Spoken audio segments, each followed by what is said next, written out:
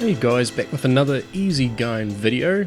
I found two computers at a local recycling centre, so I figured what we'll do is have a look over them and see what they need to get them up and going again. And we'll start off with the Compaq Desk Pro. It's a DPEP-C400, well, according to the sticker. I'm pretty sure that just means it's a slot 1 400MHz CPU. It's got a Celeron in there, as well as an SIS AGP graphics card. It's not often I see AGP versions of these SIS graphics cards, but it seems to support some sort of AGP texturing, which is quite nice. And just having a general look around the machine, it actually looks in really good shape, and nice Nichicon capacitors there as well. None of them are bulging. So I had to add some RAM and a hard drive to it, and I added the Yamaha sound card. I just had a spare Yamaha sound card. Yeah, this one just needs a bit of a clean. It does post, so we'll just give it a bit of a clean up.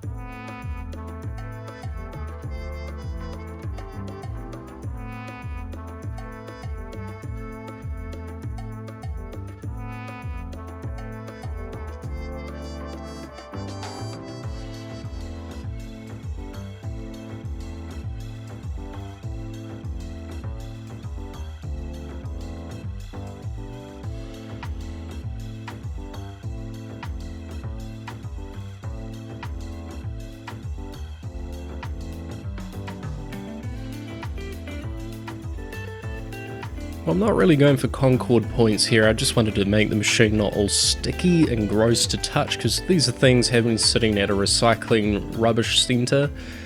But here we got the post screen. The machine boots just fine. I just needed a general clean and a fresh install of Windows 98, which I found a CD, restore CD on archive.org for. But yeah, other than that, this one boots.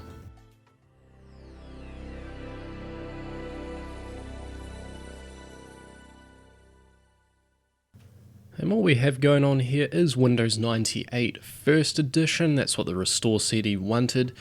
We've got the 400MHz CPU, 128MB of SD RAM. We've got the SIS 315 AGP video card there with 32MB of RAM, and just a general Yamaha ISA sound card, which I added. The machine didn't have any sound. All it had in there was a modem and the video card, so yeah. MIDI reproduction on that card is actually pretty good. I'll play a bit of a MIDI file here coming up, but yeah, this machine works just fine. I'm not going to play any games, I just wanted to see if all of these machines worked.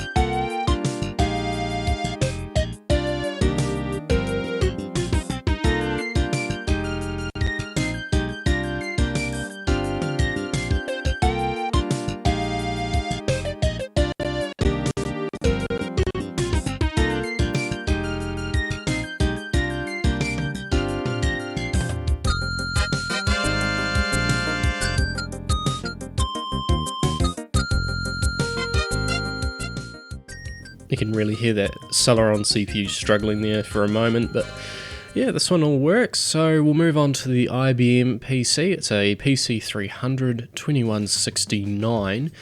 I had to do a little bit of work on the power supply. It's a real horrible little thing. The one on the right is the original capacitor, and it looks like it was bulging just ever so slightly. I tested the machine with an external power supply to make sure it posted, and it did. So I thought, why not? Let's just go in there and just replace some of these capacitors in the power supply, because those things have a pretty high failure rate. I can imagine being so small and cramped. But yeah, it wasn't fun. And yes, I destroyed the fan trying to pop it apart. So it looked bad anyway. I have a spare fan that will fit into this unit. But yeah, just a few capacitors I had spare from the last IBM PC project that we did. So I'll swap those in and we'll test it out soon.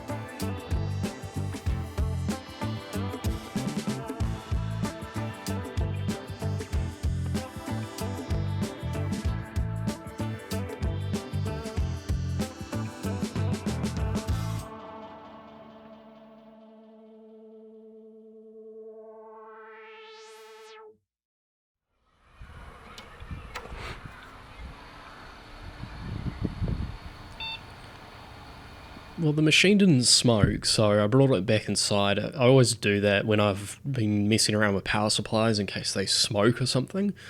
But yeah, this one needed a little bit more work than the Compaq. Needed a lot more cleaning, but had a really slow 540 megahertz Celeron CPU with like a 66 megahertz frontside bus. So I had a spare Celeron 950 megahertz kicking around. So I thought we'll do some upgrades on it. It needed a drive and some memory and stuff, so yeah, we'll commence with the world's crappiest sort of upgrades.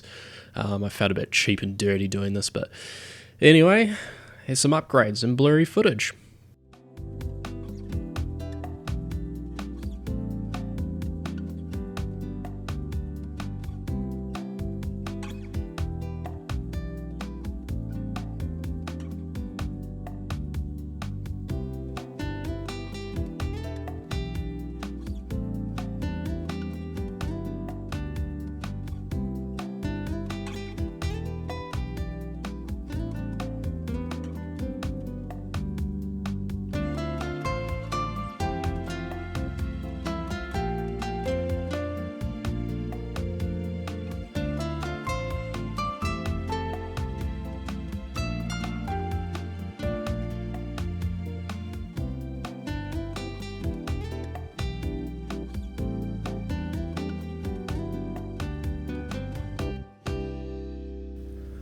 Yeah, it felt a little bit wrong just sort of stuffing this thing in and leaving it with integrated graphics and like mismatched capacity of memory and stuff, but at least the machine works, and it's going to be far faster than what it would have been if I'd left it in stock form. So here you can see the 950 megahertz CPU, and I think this motherboard has a limit of 128 megabytes. So here's a spare 60 gigabyte hard drive. It's a Death Star. Broke out my Windows 98 CD. I couldn't find a restore CD for this, which was a little bit, disappointing. I thought being an IBM, someone may have archived it, but Yeah, and this one just really needed a big clean, so I went over it, did all of that, and I replaced the CD drive. It had a CD writer. I just switched it out for a yellowed CD-ROM, just to give it, an even yellowed appeal.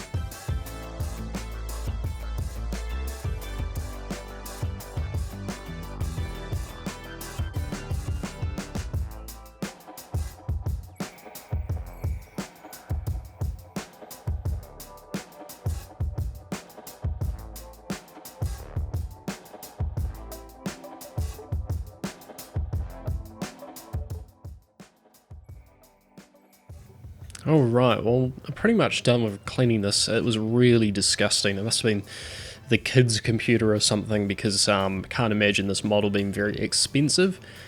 But anyway, with everything all fitted, the BIOS, to my surprise, was actually rather fully featured. Just configuring the date and time with a fresh battery. I put both machines got a fresh battery, CMOS battery.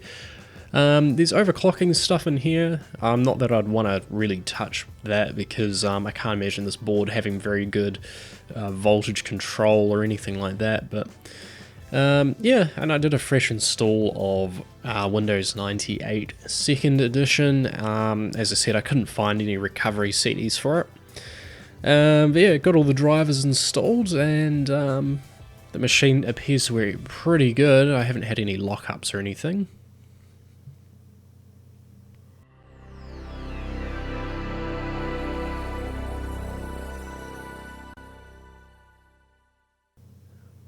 We'll just sort of go over the specs of it.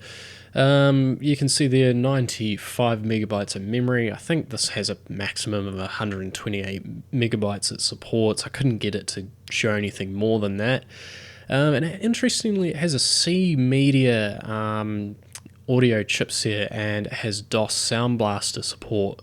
And sounds alright, actually.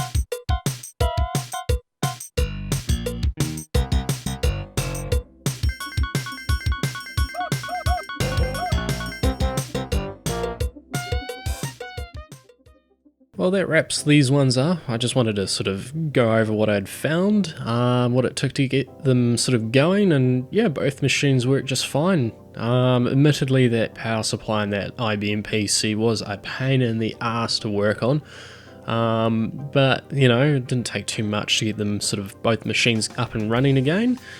And yeah, just a reminder, you guys can go out there and find these sort of things hiding around somewhere and give them a new lease of life. But yeah, pretty easy going video, just seeing what they took to get running again.